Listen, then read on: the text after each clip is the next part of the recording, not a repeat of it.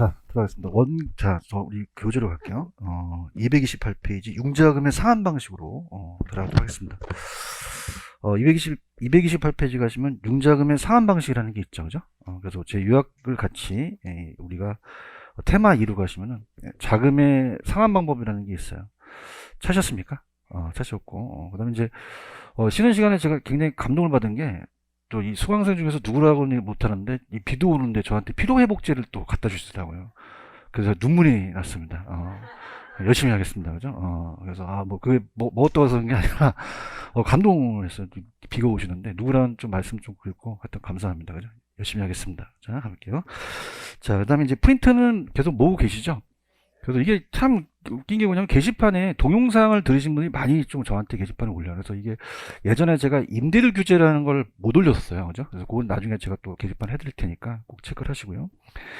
228페이지 가시면 융자금의 상환 방식 찾으셨죠? 자, 이게 이제 거의 시험 문제 99% 나옵니다. 그죠? 거의 나오고, 시험 문제는 이제 계산 문제가 원금하고 원리금인데, 이따가 제가 문제를 찍어 드릴 거예요. 그죠? 그거 위주로 가시면 되는데, 자, 가볼게요. 자, 우리가 이제 세 가지 상환 방식이에요. 천천히 가겠습니다. 그래서 우리가 시험 문제, 기출 문제 키워드는 저당 상환 방법이라고 나온 적도 있었고, 저당 상환 방법. 그 다음에 대출 상환 방식으로 나옵니다. 대출 상환 방식. 그래서 항상 이제 고정금리를 적용한다. 이렇게 보시면서요. 조건은 똑같아요. 그래서 금액을, 자, 융자액을 그냥 1000만원으로 이렇게 잡겠습니다. 1000만원 잡고, 매도 하는 식으로. 융자 기간은 만약에 10년이다. 변동이에요? 고정이에요? 고정. 연 10% 똑같다고 한다면 들어가겠습니다. 근데 가장 출제 빈도가 높은 게, 자, 제 프린트로 가시면, 자, 따라서 원금 균등, 원리금 균등. 찾았습니까? 그러니까 가장 얘를 많이 물어보죠. 왜 헷갈리니까, 그죠? 그래서 이제, 자, 그러면 여러분 생각하시면은, 원금 균등은 원리금이 균등해요? 원금이 균등한 상환 방식이에요? 어떻게 아셨어요? 이 적혀져 있잖아요. 그런가요? 그 원금이 균등하다는 건 다 알 수 있다는 거죠. 그죠? 근데 그걸 물은 게 아니라 다른 걸 물어봅니다. 원금이 균등하다는 건 글씨에 나와 있기 때문에 다른 걸 물어봐요. 자, 그럼 여러분들한테 뭘 물어보냐면, 자, 항상 이자율을 적용시킨다는 건 상환된 금액에 적용시켜요? 남아있는 금액에 적용시켜요? 그럼 기간이 지날수록 이자가 줄잖아요. 그럼 이자는 감소한다는 게 나온단 말이에요. 그래서, 자, 이자는 그냥이다. 이자는 초기에 많다. 많고 점점 줄어들겠죠? 요걸 키포인트로 내요. 또 내는 거는 원리금을 내겠죠. 원리금이 처음에 많고 점점 줄어든다는 거죠. 자, 이건 따라보세요. 체감식. 체감식이죠. 체감식이고, 그 다음에 이제 원리금 균등은 원금이 균등해요? 원리금이 균등해요? 그러면 원리금이 균등하다는 건 글씨에 나와 있죠. 그죠? 그래서 이거를 원리금 균등은 원리금이 균등하다는 건 다 알고 있어요. 그러면 그 안에 차지하는 원금과 이자에 차지하는 비중을 물어보겠죠. 자, 그럼 원리금은 동일합니다. 자, 그럼 생각해 보세요. 얘나 그냥입니까? 상환이 됩니까? 그럼 이자가 줄죠. 그럼 처음에 차지하는 비중이 원금이 높겠어요? 이자가 높겠어요? 이자가 높고 이자가 점점 줄겠죠. 그런가요? 그러면 요건 뭐겠어요? 요건 뭐죠? 원금이 되겠죠. 그래서 얘는 물어보는 게, 가면 갈수록 그냥입니까? 이자는 감소합니까? 원금은요? 늘어나는 걸 되겠죠. 그렇죠? 그 다음에 이 원리금 균등 상환액을 구할 때, 자, 화폐의 시장가치 계수가 무슨 상수를 써요? 상수가 저당 상수밖에 더 있어요? 자, 융자액 곱하기 저당 상수를 이용하죠. 그럼 저당 상수라는 거는 원금 균등 때 사용합니까? 원리금 균등 때 사용합니까? 이걸 이제 보시면 되고. 자, 그러면 이제 계산 문제로 가볼게요. 1000만원입니다. 1000만원. 자, 요거를 10년 상환이라고 봐요. 그러면 원금이 100만원이라는 건 아시겠죠? 근데 아까 월은 몇 개월로 나누셔야 되죠? 12개월로 나눠야 되죠. 이렇게. 그럼 우리가 간단히, 자, 요게 처음에는 원금이 100만원이 되죠. 그냥 제가 100 이렇게 해놓겠습니다. 100 이렇게 계속 상환이 되죠. 그럼 처음에는 상환이 됐어요? 아직 상환이 안 됐어요? 그럼 이자를 제일 많이 내야 되죠. 그죠? 그래서 100만 원이 처음에 살아남고, 그래서 200만 원이 처음에 쪼개내야 됩니다. 자, 원리금이 크겠죠.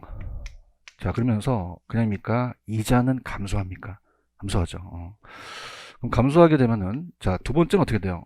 1000만 원에서 100만 원 빼니까 900이 남죠? 10%니까 90만 원이 되겠고요. 그래서 190만 원을 내고, 자, 세 번째는 원금도 100만 원이지만 200이 상환됐잖아요. 남아있는 게 800이죠. 10%는 80만 원이 돼서 어떻습니까? 자, 전체적인 게 10년째 돼서는 더 쉬워요. 10년째에서 100만 원이 남았으니까 10만 원이 되니까 110만 원이 되겠죠. 그럼 최증식이에요? 최감식이에요? 최감식이죠. 자, 그래서 이 계산은 바꿔서 물어봅니다. 자, 따라서 원금 균등은 원리금을 물어본다. 그럼 원금과 이자를 더하셔서 얘를 구하라는 거죠. 그런가요? 자, 그럼 원리금은 원금을 물어보거든요. 그죠? 반대로. 그럼 우리가 얘는 임의적으로 1000만 원이다 이렇게 하고요. 0.13 정도 떨어진다. 그럼 130만 원씩 상환이 되겠죠. 130만 원, 130만 원, 130만 원. 자, 그럼 얘가 원리금이라면 첫 해는 상환이 됐어요. 첫 해는 상환이 아직 안 됐어요. 안 됐죠. 그럼 우리가 어떻게 돼요? 이자도 똑같이 100만 원은 동일하죠. 동일합니다. 그럼 원금은 우리가 30만 원이 되겠죠. 30만 원. 근데 얘가 이제 예상했던 게 두 번째 해에 원금이 시험에 나왔었거든요. 자, 그러면은 자 보세요. 자, 지금 1000만 원에서 30만 원 상환하면 970이죠. 그러면 10%니까 97만 원이 되잖아요. 130만 원에서 97만 원 빼면 얼마예요? 제가 할게요. 33만 원 나오죠. 자, 여기서 여기 가는 게 굉장히 중요합니다. 자, 이걸 따보세요. 1.1을 곱한다. 우리 계산 특강할 때 기억나시죠? 그래서 우리가 10%면 1.1을 곱하고 이렇게 해서 요렇게 구하는 게 먼저 나가는 거예요. 자, 그러면 이렇게 되면은 이자는 감소하고 원금은 증가된다는 거 이해 가셨습니까? 자, 원리금은 그냥요 원금을 구하라고 해요. 그럼 먼저 뭘 구하고 뭐를 빼야 이자를 빼는 거죠. 아시겠죠? 그죠? 그 다음에 최정식은 늙은 부부가 좋아요? 젊은 신혼부부가 나요? 심어놨죠. 점증식. 초기에 많이 낸다, 초기에 적게 낸다. 적게 내죠. 초기에는 원금도 내지 말고 이자도 60만 원만 내라는 거예요. 그 원리금이 이자에도 못 미치죠. 그럼 남아있는 금액이 1040만 원이 남아요. 자, 따라해보세요. 부의 상환. 그럼 마이너스 상환이라는 건 어떻게 돼요? 원래 잔액이 줄어드니 잔액이 더 늘어났죠? 부의 상환. 그 부의 상환이 후기서부터 나타납니까? 초기서부터 나타납니까? 그럼 얘는 소득이 증가할 걸 예상되는 젊은 신혼부부가 낫다는 얘기죠. 그래서 얘가 처음에 60 내고요. 그 다음에 얘가 200 내고 얘가 130이라면 자, 두 가지만 딱 우리가 보시면 돼요. 자, 첫 번째 원리금에 대한 걸 우리가 시험 문제 물어봤고요. 잔금을 물어봤거든요.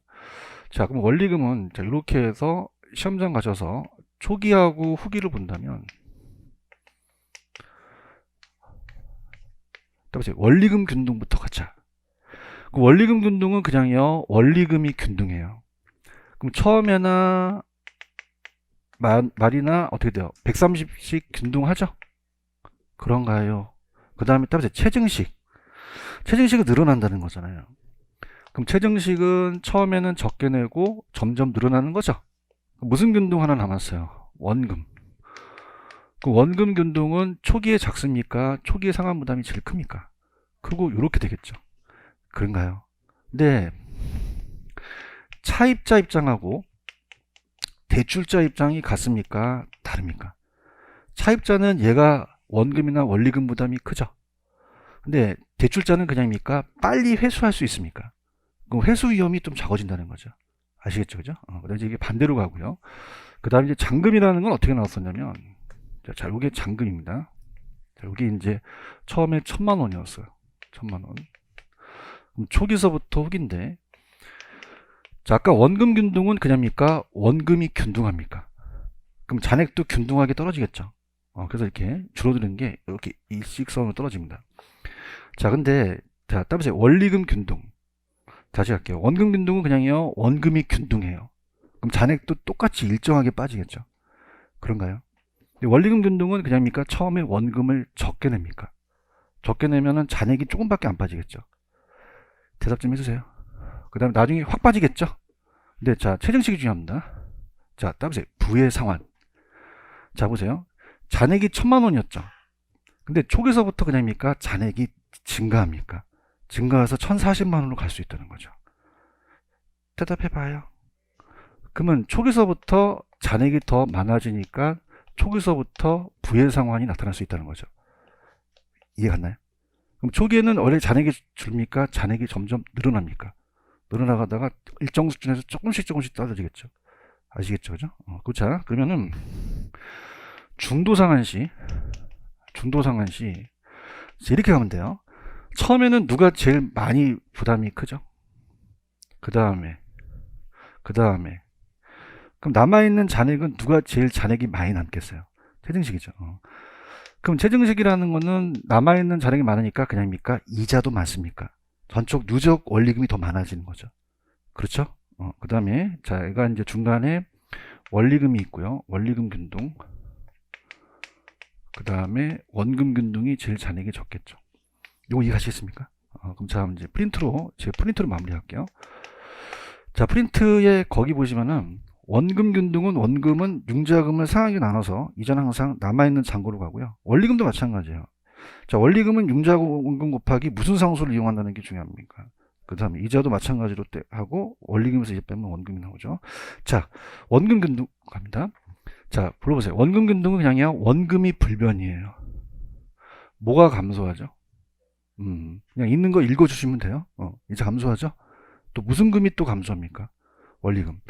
자, 초기 회수가 느려요? 초기 회수가 빨라요? 빠르죠? 그렇죠? 근데 나중에 잔금이 높습니까? 잔금이 낮습니까? 그럼 잔금 비율이 낮겠죠? 이거 이해하시겠어요? 근데 전체가 1000만 원인데 딱 5년이 되면 500만 원이 상환되죠. 그래서 2분의 1 경과되면 원금이 반이 상환되는 거죠. 그렇죠? 근데 원리금 균등은 자, 그냥요, 원금은 증가해요. 증가하죠. 이자는요, 뭐가 불변입니까? 원리금이 불변이죠. 그렇죠? 지금 얘는 상환기간이 어떻게 돼요? 몇 분의 몇이 돼야 원금의 반 이상 하면 됩니까? 3분의 2가 지나야 원금의 반 이상 안 되겠죠. 그렇죠? 자, 점증식은 미래 늙은 부부가 좋아요? 젊은 부부가 좋아요? 주택 예정 보유 기간이 길면은 채무행 가능성이 크죠? 그럼 보유 예정 기간이 길어야 돼? 짧아야 돼? 자, 그럼 얘는 늙어야 돼? 젊어야 돼? 길어야 돼? 짧아야 돼? 자, 따라서 젊고 짧고 늙고 길고 찍으시면 안 돼요. 얘는. 그럼 초기 회수가 빨라요? 초기 회수가 느려요? 느리고 잔금은 나중에 높아지죠? 상환 초기서부터 무슨 상환이 발생한다? 부의 상환이 발생되죠. 요거 이해 가시겠습니까? 그래서 우리가 거기 나와 있는 거는 뭐 똑같기 때문에 그냥 오른쪽 229페이지 가시면 요거로 하나 갈게요. 229페이지 가시면 중간에 박스가 하나 있나요? 요걸 한번 볼게요. 차입자의 초기 상환 금액 부담 정도는 누가 제일 부담이 커요? 원금, 원리금, 체증식이죠. 맞나요? 그럼 대출 기간의 대출 원금 회수 속도도 마찬가지겠죠? 그렇죠? 근데 중요한 거는 두 번째는 그냥입니까? 대출 기간의 원금 회수 위험입니까? 그럼 체증식이 조금 많이 원금 회수가 늦겠죠? 위험이 크고 원리금 원금이고요. 중도 상환시 미상환 대출 잔액은 어떤 상환 방식이 제일 많이 남겠어요? 체증, 원리금, 원금이 되겠죠. 그런가요? 그럼 대출 기간 전체를 봤을 때는 이자 상환 부담은 체증식이 제일 크죠. 그 다음에 원리금, 원금 이것만 정리하시면 됩니다. 자, 문제로 가볼게요. 문제로 갑니다. 가시면은 일단은 계산 문제부터 찍어 드릴게요. 계산 문제는 계산은 후수를 하겠는데 248페이지로 가시면은 17번 있나요? 별표 하나 쳐놓으시고 20번 있나요? 20번 별표 3개 치시기 바랍니다. 요거 그 다음에 18, 19는 보지 마세요. 똑같은 문제입니다. 20번 별표 3개 치시고 그 다음 넘기시면 21번에도 별표를 3개 치세요. 3개 치셨어요? 별표 3개 위주로 가져가세요. 3개 위주로 가져가시고 제가 지금 간평을 강의하는데 22번은 별표를 하나 정도만 쳐놓으시기 바랍니다. 22번 혹시라도 간평 문제를 또 뺏겨낼 수가 있으니까 그렇게 이제 가시고요. 그럼 계산 문제는 제가 후수를 하고요. 일단 지문부터 볼게요. 자, 251페이지 23번 갑니다. 자, 틀린 건 답만 봅니다. 자, 23번에 3번 원금 균등 상환 방식은 대출자 측에서는 어떻게 돼요? 빨리 회수하죠. 그 원금 회수 위험이 원리금보다는 상대적으로 클까요? 작을까요? 작죠. 그런가요? 그 다음에 4번 괜찮습니다. 아까 점증은 주택 보유중 기간이 어떻게 할수록 좋죠? 짧을수록. 이게 기출이에요. 사람이라는 게 차입자거든요. 상대적으로 유리하다. 그것만 좀 제가 추천해드리고 24번에 대한 별표 쳐보십시오. 24번에. 자, 이건 다 보겠습니다. 일단 답부터 보고요. 자, 아까 원리금 균등 상환할 때 대출 금액에다가 무슨 상수 곱하죠? 그러면 요게 감증계수가 아니죠? 다른 게 중요합니다, 여러분들. 자, 원금 균등은 대출 기간 동안 매 기간 뭐가 균등하죠? 이자는 감소한다는 거 정확하죠? 자, 3번이 이것도 기출문제 키워드예요. 자, 다시 만기 시 상환. 자, 이건 어떻게 돼요? 중간에 상환을 안 하죠? 만기 이전에 뭐만 상환하죠? 이자. 만기 일시불로 원금을 상환하죠. 그런가요? 자, 최정식은 원리금 상환을 초기에 많이 내요? 적게 내요? 시간이 갈수록 원리금 상환이 늘어나겠죠? 자, 원리금 균등은 원금이 상환됨에 따라서 이자의 비중은 점차 줄어들고 원금이 점점 증가하겠죠. 그쵸? 이렇게 보시고요. 자, 25번 별표. 자, 굉장히 쉬워요. 상환액 특정 비율을 증액해서 원리금 상환 초기에 적고 시간이 갔다 점점 늘어나는 게 무슨 식이죠? 최정식이죠. 이렇게 나왔으면 좋겠죠? 저도 원해요. 자, 넘길게요. 자, 넘기시면은 26번입니다. 26번에도 별표 쳐주십시오. 좋은 문제입니다. 자, 갈게요. 자, 칠판을 한번 보세요. 아까 원금은 200이 상환됐고 얘는 130이 상환됐잖아요. 자, 그러면 누가 더 첫해 월불이익이 클까요? 원금이 더 크겠죠. 그런가요? 그러면 원금과 원리금이 첫해 월불이익이 동일하진 않죠. 12개월 나눠도 원금이 더 높잖아요. 그렇죠? 근데 따라서 이자는 같다. one more time. 이자는 같다. 이자는 상환이 됐어요? 이자는 상환이 안 됐어요. 안 됐기 때문에 이자가 동일한 거죠. 분위기 안 좋다. 월불이익은 누가 더 크다? 원금이 더 큰 거죠. 맞습니까? 그럼 이게 맞으려면 월불이익이 동일해요? 그 1회차의 이자가 같아요. 이자는 상환되지 않았으니까 같겠죠. 이해하셨죠? 그 다음에 아까 2번 나왔던 지문이었어요.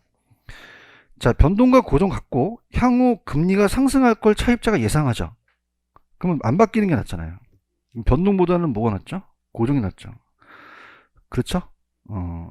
이해하셨습니까? 그럼 바뀌었죠? 바뀌었나요? 그 다음에 아까 3번도 제가 풀었던 문제였어요. 차입자 소득과 담보가치가 시간이 지날수록 어떻게 되죠? 증가한다면 채무불이익 위험은 낮아진다는 거죠. 그런가요?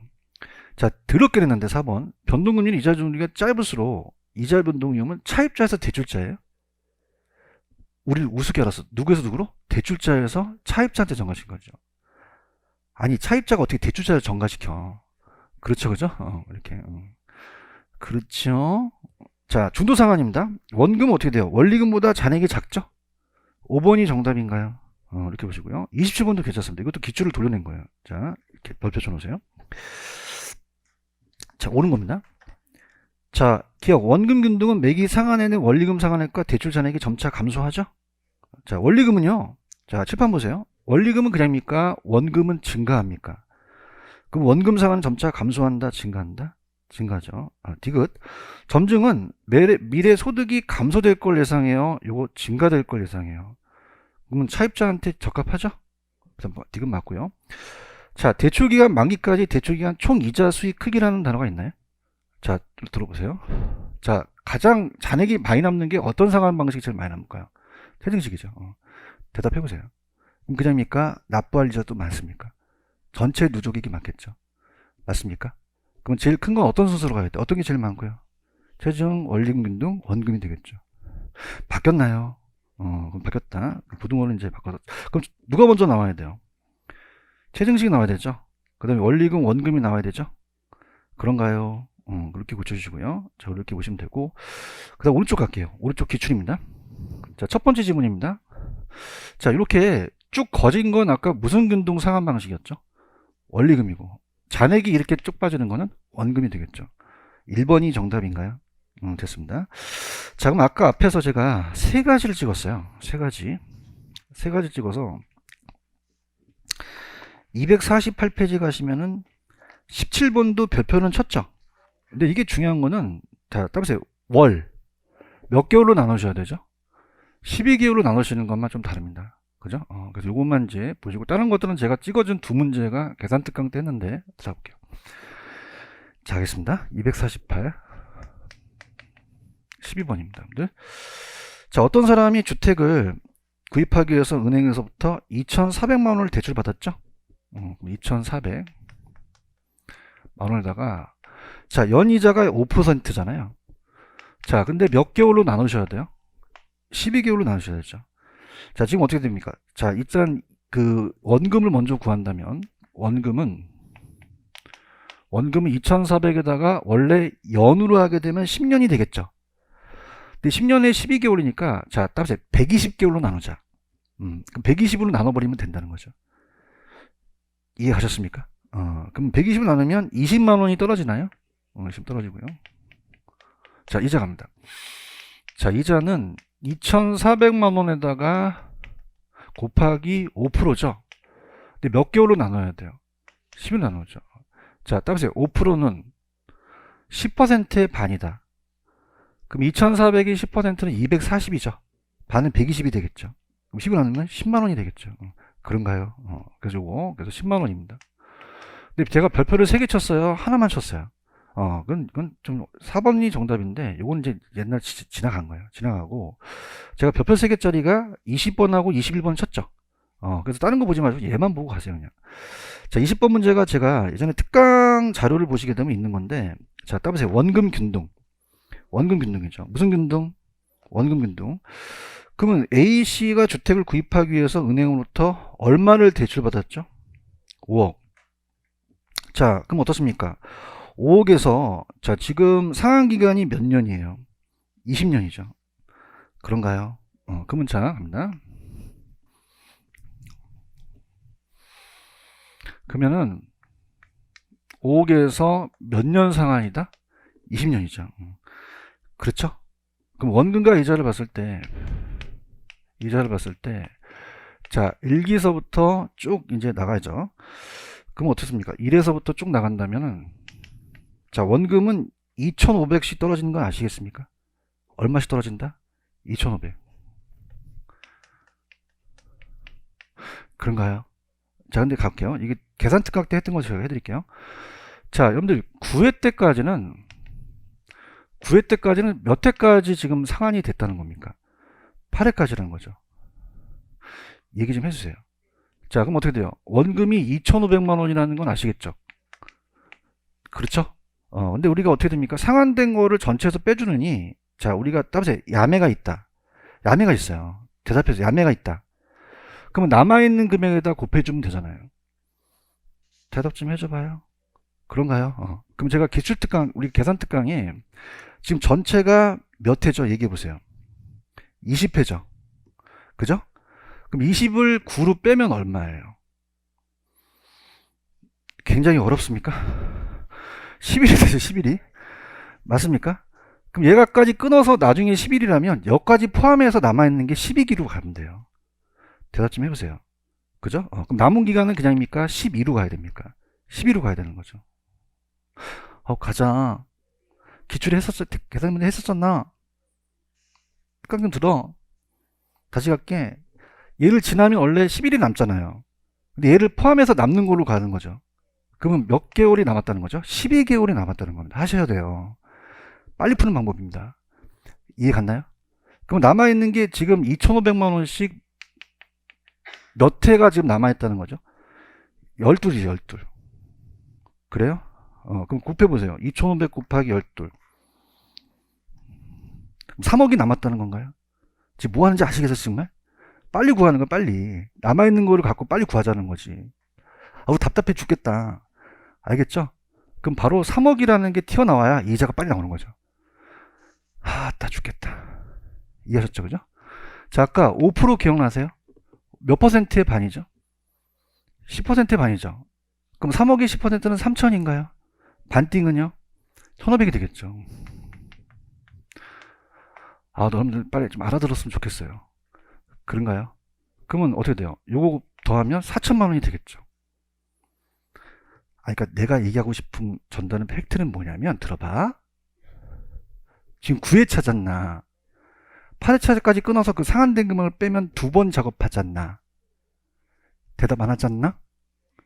그러면 지금 11일회가 남았잖나? 근데 얘도 포함시켜서 잔액이 남았잖아. 그럼 11에서 11을 곱하고 얘 곱하면 잔액이 남지 않나? 빨리 구하잖아. 근데 개인마다 틀리는 거지. 아시겠죠, 그죠? 자, 그러면 이제 13에 자신감 붙었어요? 붙었어요? 남아있는 금액에서 종이시키겠죠? 그럼 20에서 13을 빼봐요. 한참 걸려요? 7이 되나요? 근데 얘도 포함해서 잔액이 남는 거잖아요. 그럼 8번 잔액이 남는 거죠. 이해하셨죠, 그죠? 그러면 2500에다가, 자, 우리가 어떻습니까? 8번 하면 되죠? 그럼 2500에다가 곱하기 8번 하면 얼마가 됩니까? 2억이 되는 거죠. 지금 뭐 하는지 아셔야 됩니다, 여러분들. 빨리 푸는 방법이에요. 이해했죠? 자, 상한된 게 중요한 게요, 남아있는 게 중요해요. 얘를 빼고 나머지 기간에 얘 거리 합쳐서 남아있는 금액을 구하는 거죠. 하실 수 있겠습니까? 그럼 어떻게 돼요? 요거 2억인가요? 그럼 2억의 5%는, 자, 2000의 반이니까 얼마야? 1000이 되겠죠. 화이팅! 아이씨, 죽겠다, 씨. 이건 아시겠어, 이건? 이건 알면서, 그냥 이자는 남아있는 금액에 적용시켜. 그럼 요거를 20에서 빼니까는 11이 남지. 근데 얘까지 12까지 하니까 빨리 올 잔액을 구해야지 빨리 구할 수 있다는 거죠. 이해 갔나요? 그래서 이렇게 하세요. 계산 특강이 그대로 나와 있습니다. 그럼 정답 1번인가요? 1번이고. 넘기세요. 이제 20이면 큰일 났다. 이제 20을 다 도망갈 거야, 집에. 자, 요거 기출이라고 해놓으세요. 기출. 제가 기출 특강 했던 거 똑같습니다. 자, A씨는 8억의 아파트를 구입하기 위해서 은행으로부터 4억을 대출받았죠. 그럼 은행의 대출 조건이 다음과 같을 때 A씨가 2회차의 상한의 원금과 3회차의 납부할 이자액을 순서대로 나열하라고 되어 있나요? 찾았습니까? 그럼 제가 할게요. 자, 제가 기출특강 그대로 제가 어떻게 적어놨냐면요. 자, 갑니다. 지금 4억 대출 받은 건 아시겠죠? 4억 대출 받았습니다. 들어갈게요. 자, 그대로 제가 이제 기출특강 했던 거 21번입니다. 그러면 잔금이 1년서부터 4억서부터 시작을 하죠. 저당잔금, 잔금에도 곱하니까 저당잔금입니다. 잔금 4억이에요. 자, 그러면 그냥입니까? 먼저 원리금을 구해야 됩니까? 원리금을 구해야겠죠? 그런가요? 원리금은 요 4억에다가 저당상수를 곱하면 돼요. 무슨 상수? 저당상수가 0.087인가요? 맞나요? 그 원리금이 3,480만 원이 나올까요? 나옵니다. 그죠? 그럼 이자는 어떻게 되죠? 첫해 상한지 안 됐으니까 4억에다가 이자가 몇 퍼센트예요? 6%죠? 그럼 여기다가 6%를 곱하죠? 그럼 얼마가 나옵니까? 우리가 2,335만 2천원 나오죠? 아니, 2,400이 나오죠, 참. 자, 2,400이 나옵니다. 자, 그러면은 지금 원금이 나올 거 아니에요. 그렇죠? 그 원금이 1,080만 원이 나오나요? 대답 좀 해보세요. 그럼 자, 갈게요. 자, 따보세요. 야매로 가자. 자, 그러면 갈게요. 자, 지금 따보세요. 자, 2회차의 원금을 구하라고 그랬죠? 자, 그럼 여기다가 아까 제가 10%면 1.198 그랬죠? 지금 몇 퍼센트죠? 6%죠? 그럼 따보세요. 1.06을 곱해라. 곱해보세요. 1.06. 1080에다가 곱하기 1.06을 곱했어요. 아이, 좀 두들겨 봐요. 두들겼어요? 그럼 얼마가 나오죠? 1144만 8천원이 나오나요? 이해 갔나? 그죠? 이거 안 하려면 그냥입니까? 중간에 계산을 해야 됩니까? 해야 되죠? 가자. 계산해야 되잖아. 응? 여기서 요거 빼서 요거 나오면 여기다 곱하고 또 빼야 되잖아. 그렇지? 근데 할 필요 없이 그냥 떨어지는 거죠. 그런가요? 그럼 3회차에 원금도 구할 수 있을까요? 대답 좀 해보세요. 그럼 여기다가 1.06을 또 곱하면 되겠까요? 곱해보세요. 1.06.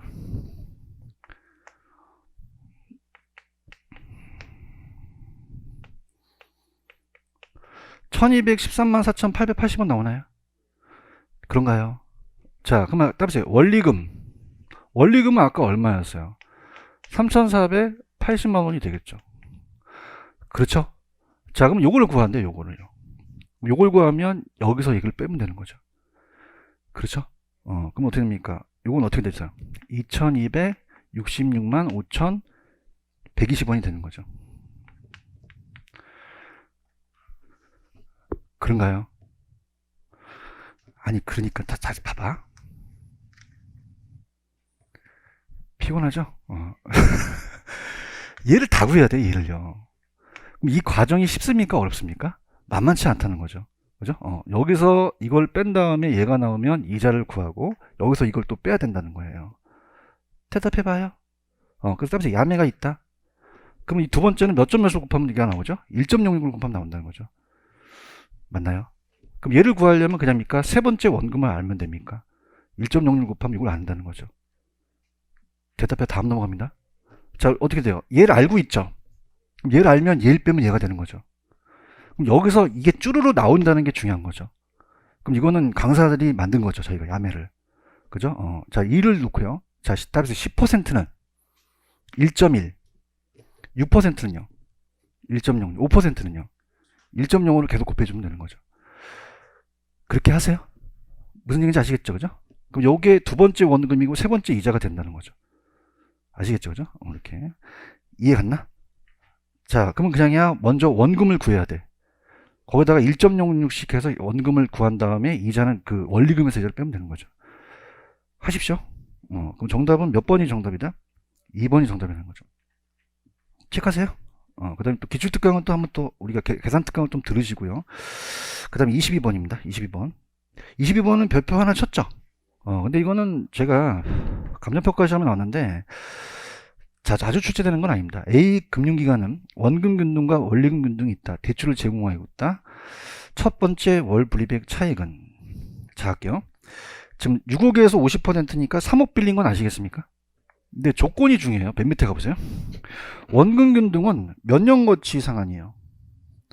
그럼 3년 거치에 원금 균등이라고 돼 있죠. 그럼 거치 기간 동안에 이자만 내니까 처음엔 이자만 내라는 거예요. 그럼 원금은 이자를 구하라는 거죠. 이해 갔나요? 근데 원리금 균등은 거치 기간이 없어요? 거치 기간이 있어요? 없죠. 그럼 얘도 자, 거치 기간이 없다는 거는 얘는 뭘 구하라는 거죠? 원리금을 구하라는 거죠. 그런가요? 그러면 자, 원금 균등은 어떻게 돼요? 뭐만 구하면 되죠? 이자. 근데 연이에요? 월이에요? 그럼 12개월로 나눠줘야겠죠. 그런가요? 자, 그럼 합니다. 자, 원금 균등은 그냥입니까? 이자만 계산하면 됩니까? 이자만. 그럼 3억 대출 받아서 자, 거기 보시면은 연이자율, 거기 보시면은 연이자율이 6%라고 되어 있죠? 찾았습니까? 연이자. 그럼 연이자가 몇 퍼센트라고요? 자, 우리가 지금 거기 보시면 6% 찾았어요? 6%. 그러면 3억에다가 6%를 곱하니까 1800이 되겠죠? 그렇죠? 그럼 1800만 원에다가 월이니까 몇 개월로 나누셔야 돼요? 12개월로 나누면 되겠죠? 그럼 얘는 150만 원이 떨어지나요? 150만 원. 떨어지고. 자, 원리금 균등상한은 자, 거치 기간이 있어요? 거치 기간이 없어요. 없으면 바로 원리금은 상환하라는 얘기죠. 그럼 원리금 균등상한은 여기다가 자, 따라서 저당상수를 곱한다. 그럼 저당상수가 월 저당상수라고 돼 있잖아요. 찾았습니까? 그럼 곱해보세요. 3억에다가 0.006443을 곱해보세요.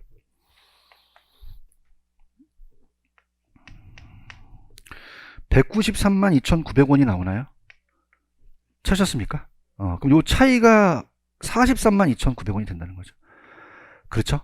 다시 갈게요. 굉장히 좀 어렵다고 생각하지만 천천히 가볼게요. 원금균등은 그냥입니까? 거치기간이 있습니까?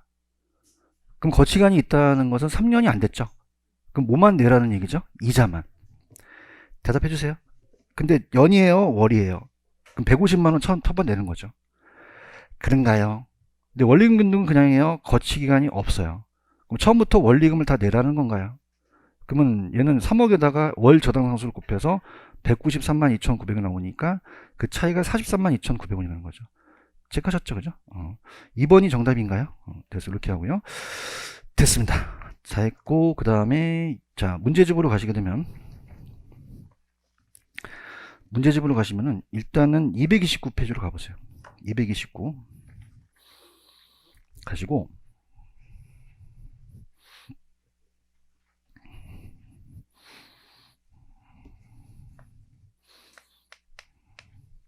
제 프린트를 하나 넘겨보세요. 넘기시면은,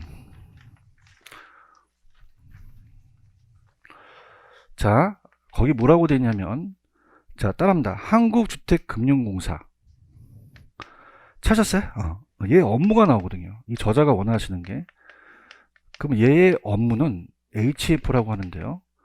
자, 들어갈게요. 자, 밑줄만 쳐보세요. 장기 보금자리론, 모기지론이라는 얘기 들어보셨나요? 그걸 공급하고 주택저당 채권을 유동화시키고요. 주택금융신용보증 업무를 하고 MBS에 대한 지급보증을 해요. 찾았죠? 자, 근데 중요한 거는 자, 5번이고 밑에가 이제 6번을 좀 고쳐주시면 5번에다가 별표 쳐보세요. 자, 얘는 주택연금을 직접 지급합니까? 지급 보증 업무를 합니까? 보증 업무라는 단어가 있나요? 연금을 주는 거는 그냥이에요. 시중은행에서 연금을 지급해요. 지금 찾았죠? 담보대출의 업무는 안 하거든요. 그렇죠? 그 다음에 이 저자가 원하는 건, 자, 따보세요. 주택도시기금. 찾았습니까? 그럼 주택도시기금에 대한 얘는 운영관리를 한다, 운영관리를 안 한다. 안 해요. 그럼 누가 해요? 밑에 가볼게요.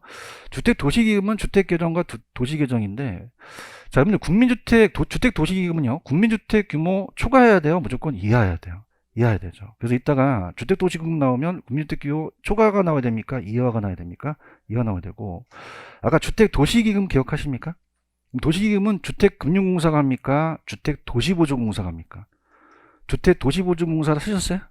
자, 그래서 이거는 주택도시보증공사에서 해요. 보증공사. 그래서 얘가 이 기금을 위탁, 주택도시기금의 운영관리는, 자, 원래는, 자, 따보세요. 국토교통부 장관이 운영관리한다고 돼 있죠? 얘가 운영관리하고, 이 기금의 운영관리라는 사무 전부 또는 임무는 주택도시보증공사한테 위탁하거든요. 찾았어? 그래서 이 저자분의 가장 키포인트는 이따 주택도시기금의 운영관리를 한국주택금융공사가 합니까? 안 합니까? 안 한다는 거예요. 대답 좀 해주세요. 한다, 안 한다? 요게 키포인트가 되는 거예요. 이해 갔나? 그러면 이제 우리가 229페이지 그걸 머릿속에 두시고 가볼게요. 229페이지 가셨어요? 그럼 주택도시기금이라는 단어가 있나요? 그럼 아까 주택도시기금은 공사에서, 한국주택금융공사에서 합니까? 국토부에서 합니까? 국장이 기금 운영관리하죠? 주택도시보증공사한테 업무를 위탁하는 거죠. 찾았죠? 그래서 국민주택 채권 발행하고 청약저축, 차입 등으로 주택자금을 조달하고, 자, 주택계정과 도시계정이 똑같겠어요? 다르겠어요? 달라요. 그죠? 그럼 이따가 힌트를 드릴게요.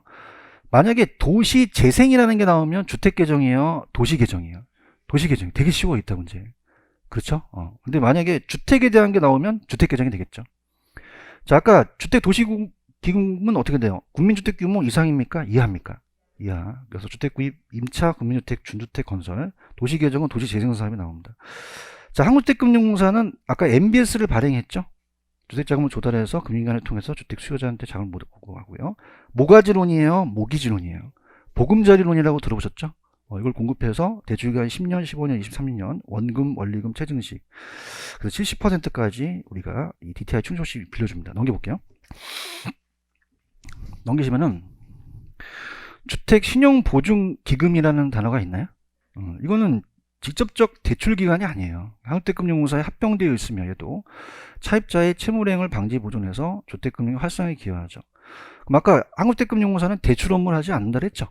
그래서 전세, 월세 지급 보증, 중도금 보증, 모기지 신용 보증, 건축 계량 자금 보증, 건설 자금 보증이죠. 자, 주택 도시 보증공사 있나요? 그러면 주택 도시 기금의 전담 운영 기관은 자, 한국택금융공사입니까? 주택 도시 보증공사입니까? 보증공사라는 거죠. 이해하셨죠? 그 다음에 이 주택 선분양 제도 하에서 주택을 완공을 보증해서 입주자의 안전을 입주를 보장하는 제도로서 주택 사업 보증 사업, 분양 및 임대 보증금 보증은 이것도 다시 얘기해 볼게요. 이건 한국택금융공사예요. 주택 도시 보증공사예요. 보증공사죠. 대답 좀 해주세요. 일단 분양 임대 보증은 얘가 하는 거예요. 그리고 도시 재생 사업을 수행하고 부동산 투자에서 자산 보관 업무를 수행한다. 그러면 볼게요. 문제를 가시면 제가 아까 얘기했던 게 다 튀어나옵니다. 자, 넘겨볼게요. 넘기시면은 30번으로 가겠습니다. 가시게 되면은 자, 우리 교재 가셔서 254 갈게요. 자, 요거 두 가지만 가져가세요. 저 보세요. 한국주택금융공사가 주택 도시기금 운영관리 합니까? 안 합니까? 안 해요. 그죠? 국장이 하고 아까 도시보증공사한테 넘긴 거죠. 대답 좀 해주세요. 그 다음에 도시보증공사는 제가 그 건설회사 있을 때, 자, 건설회사가 그냥 해요. 부도날 수도 있어요. 대한주택보증회사가 얘랑 합병이 있거든요. 그래서 그런 분양에 대한 보증 업무는 얘가 한다는 거죠. 오케이? 30번 보고 있어? 어머, 분위기 좋아졌다? 1번 있어? 주택 도시기금은 한국주택금융공사가 해?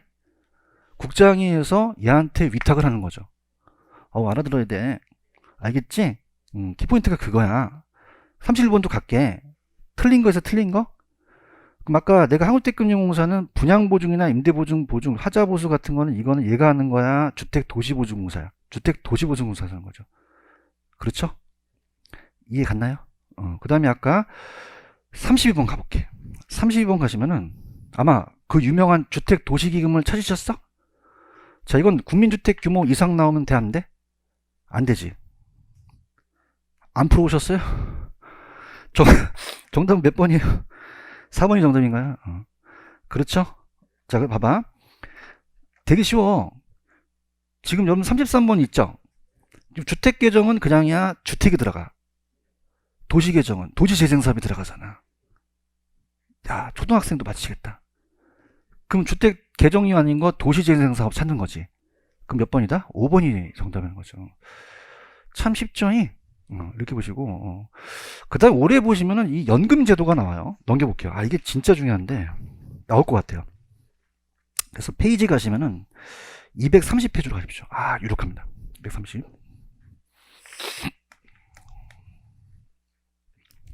찾으셨습니까? 그래서 책은 잘 쓰셨는데 거기다 적으세요. 자격요건. 자, 주택연금에 가입 신청자의 우리가 어떻습니까? 요건이 자 60세에서 긴장하세요. 답이세요. 55세 인하됐거든요. 절 믿으세요? 그래서 자 부부 중 한 명이 만 55세 이상이면 돼요. 한 명이 만 55세 이상이 됩니다.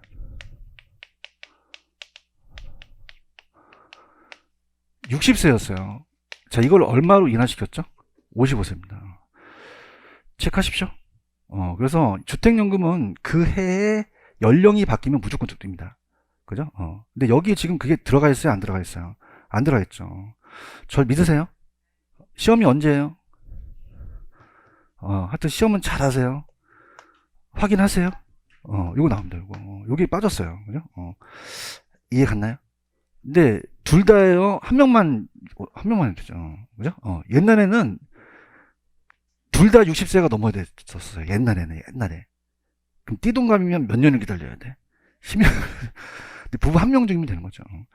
이해하셨죠? 그죠? 지금 개념 보고 계십니까? 자, 여기서 조금만 제가 좀 더 해드릴게요. 자, 뭐 예전에 제가 했었는데 만 몇 세 이상으로 바뀌었다고요? 55세 꼭 체크하시기 바랍니다. 강력하게 밀어드립니다. 이거 그죠? 밀어드립니다. 그 다음에 이제 매달 바뀌기 때문에 세부적인 건 안 나와요. 내용이 나오기 때문에 가볼게요. 자, 그러면 주택연금 신청자가 있어요. 다시 갑니다. 부부 둘 다예요. 그 한 명이면 돼요. 몇 세 이상 신청이 가능하다는 거죠. 그런가요? 아까 한국주택금융공사 기억나세요?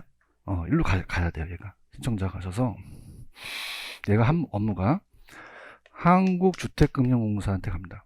주택금융공사.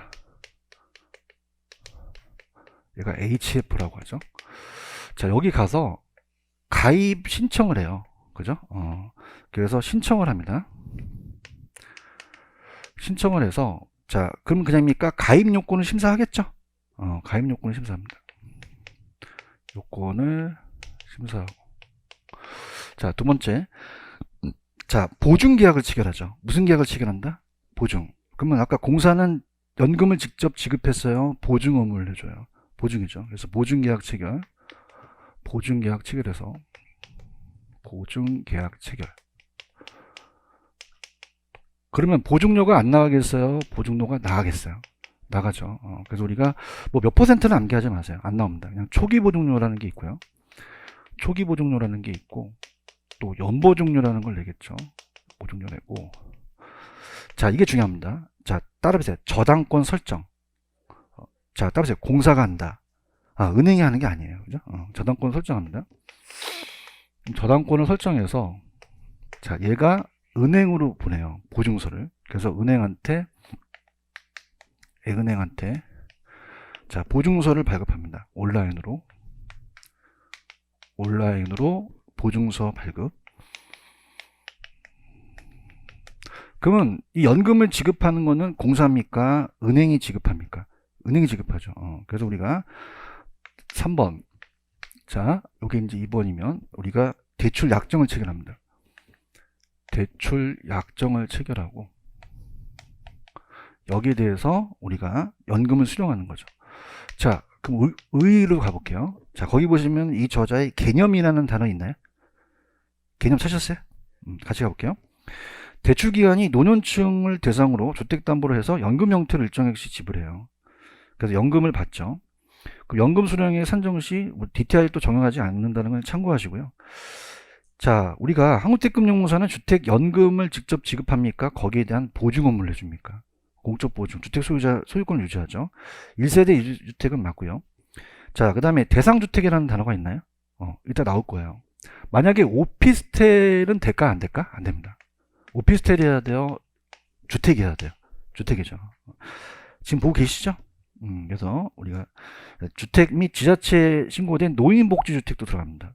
상가 등 복합용도 주택은 전체 면적 주택이 몇 분의 몇 이상이어야 돼요. 2분의 1 이상.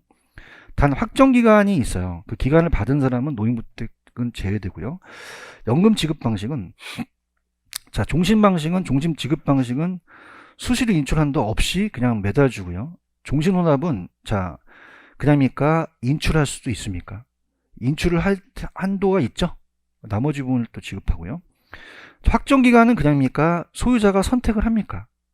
원래 종신은 사망까지인데 선택을 해서 일정 기간 동안에 뭐 10년, 15년, 20년, 25년, 30년인데 그걸 암기할 필요가 없고, 만약에 대출이 있으면 상환할 수도 있죠. 그래서 주택담보대출의 상환용으로 또 인출할 수도 있어요. 대출금에 상환하고 나머지를 지급하고요. 우대 방식은 부부 기준 1억 5천 이하는 또 우대해 주는데 참고하시고요. 4번이 중요합니다. 덧붙여 보세요. 만약에 계약 종료 후에 금융기관이 주택 처분 후 대출금을 회수 일시 상환한다. 자, 부족분을 상환 청구합니까? 청구하진 않습니까? 남은 부분은 상속인한테 반환하죠. 이해하셨습니까? 그러니까 이런 거예요. 5억을 담보로 했는데 4억만 터졌어. 1억이 남았어. 그냥 해야 상속인한테 돌려주는데 5억을 담보로 했는데 이 할아버지가 장수를 하시네. 6억을 탔네. 그냥이야 1억이 빵꾸 났어. 그래도 청구할 수 없다라는 얘기입니다. 체크하셨죠? 그죠? 이거 중요하고요. 5번도 벼벼쳐 보세요. 자, 여러분들 우리가 이제 다음 시간에 그 오른쪽에 보시면은 자, 따라해보세요. MBS 1차, 2차 시장이 있죠? 이게 보금자료론이거든요. 보금자료론은 중도상환 수수료가 있어요. 근데 얘는 중도상환 수수료가 있다, 없다. 지금 어디 하는지는 아세요? 주택연금하고 있어요. 그럼 중도상환 수수료는 없다는 얘기죠. 그래서 언제든지 상환이 정산이 가능해요. 근데 중요한 건 초기 보증료는 환납되지 않습니다. 이거 현관 배치라 해서 아직 안 나왔어요. 초기 보증료는 환급된다, 안 된다? 안 됩니다. 초기 보증료 안 내주겠다는 거죠. 요거 나올 것 같아요. 초기 보증료. 그 다음에 재건축 재개발이라는 얘기 들어보셨나요? 리모델링 소유권을 상실할 경우 연금을 유지할 수 있다는 거죠. 그렇죠? 근데 저를 믿으시면 강력한 건 그냥입니까? 이 55세입니까? 55세 가장 강력합니다. 아시겠죠? 그죠? 그럼 자, 넘겨볼게요. 감정평가 문제를 넣어주셨던데 한번 넘어볼게요. 자, 이거는 이제 다 보도록 할게요. 자, 웬만하면 다 보도록 하겠습니다. 페이지로 가시면 255페이지입니다. 255페이지 가시면은 34번 있나요? 자, 별표 쳐놓으세요. 감정평가 시험 문제인데 옳지 않은 거. 그럼 제가 오피스텔은 됩니까? 오피스텔은 안 됩니까? 안 되죠. 주택이 아니에요. 그죠? 그래서 주택이 들어가지 않기 때문에 오피스텔은 제외됩니다. 그런가요? 자, 그 다음에 연금 수령 중 담보주택의 주택 재개발, 재건축되더라도 계약을 유지할 수 있다고 했었죠? 그랬었고요. 연금의 상환, 연금의 방식은 주택 소유자가 선택한 일정 기간 동안 노후생활자금을 매월 지급하는 방식이 있다. 가입자와 그 배우자 종신거주, 종신지급 보장입니다. 가입자 보증료 납부한다고 했죠? 그 다음에 연금 방식으로 주택 소유자가 생존하는 동안 노후생활자금을 매월 지급받는다. 넘겨보세요. 자, 35번은 이제 예상 문제이긴 한데 이것도 나왔던 문제인데 들어볼게요. 35번입니다. 틀린 거. 자, 이게 2번이 정답이에요. 자, 들어갑니다. 주택 담보노후연금을 받을 경우 권리는 양도하거나 압류할 수 있다 없다? 없다는 거죠. 이건 그냥 가져가세요. 있다 없다? 없다. 자, 1번은 이겁니다. 자, 칠판 보세요. 아까 주택연금은요, 이 공사가 아까 연금가입자 기억나시죠? 지금 보고 계세요? 그러면 아까 공사가 은행에 무슨 서를 발급했습니까? 보증서. 보고 계시죠? 그럼 은행은 그 보증서의 가입자에게 주택연금을 지급하는 거죠. 그러면 공사가 지급해요? 은행이 지급해요? 은행이 지급하는 거지 공사가 지급하는 게 아닙니다. 아시겠습니까? 그 다음에 주택연금 이용자 배우자가 모두 사망한 경우 연금 지급이 종료되죠. 이해 가시겠어요? 그 다음에 이제 3번은 종신 지급 방식은 가입자가 사망할 때까지 지급된 주택연금 대출 원리금이 담보주택 가치 가격을 초과하는 경우라도 초과 지급금에 대해서는 법적 상한 청구하지 않는다. 아니 2번이 틀렸으니까 다 맞겠지. 그죠? 4번 가겠어요. 주택연금 이용자 중도상환할 때 중도상환수를 부과하지 않는다. 초기 보증료는 반납되지 않죠. 꼭 체크하시고요. 한국주택금융공사의 주택연금 중 대출상환 방식이라는 게 있어요. 상환용으로 또 인출할 수도 있습니다. 일시에 찾아 쓰고 나머지 금을 월지급으로 종신한다는 거죠. 종신토록 지급한다는 거죠. 이해하셨죠? 그죠? 그럼 정답은 몇 번? 2번. 절 믿으신다면 올해는 만 몇 세? 55세가 취소할 겁니다. 이해하셨죠? 그죠? 이렇게 정리하시면 됩니다. 되셨어요? 좀만 쉬었다 갈게요.